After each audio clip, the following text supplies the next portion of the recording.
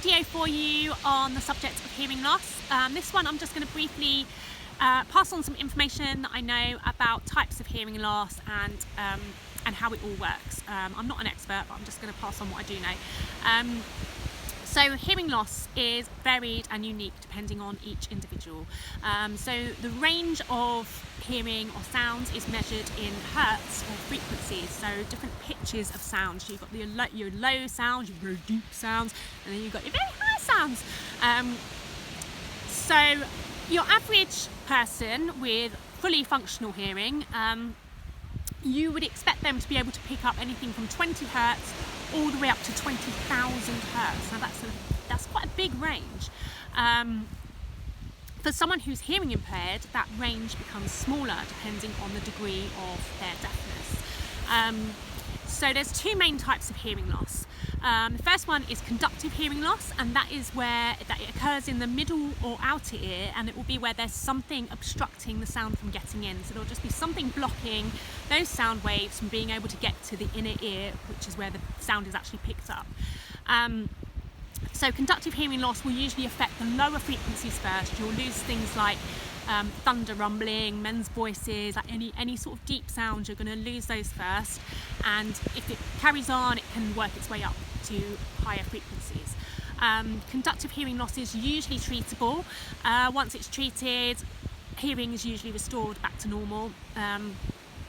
So the other type of hearing loss is sensorineural, and that affects one of two things. Either the nerve that sends the sound signals to the brain will be damaged, or the hair cells inside the cochlea in the inner ear, there's little tiny hair cells, and they pick up the sound frequencies as they get the sound waves as they come in. So those hairs can get damaged. That's what happened to me.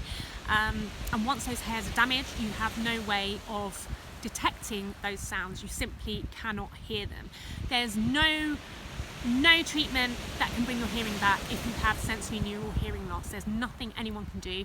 The most you can do is try wearing hearing aids or try cochlear implants, which is what I have. There's nothing in the world that can bring that hearing back. So sensorineural hearing loss will usually affect higher frequencies first. So things like whistling, birds singing, babies' voices, it's going to affect the high frequencies and work its way down over time if it progresses. It doesn't progress in every case.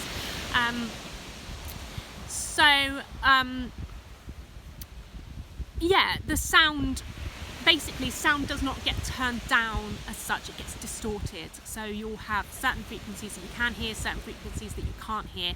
And obviously that range is different for every person. Even for hearing people, that range is different. No two people are hearing the same thing.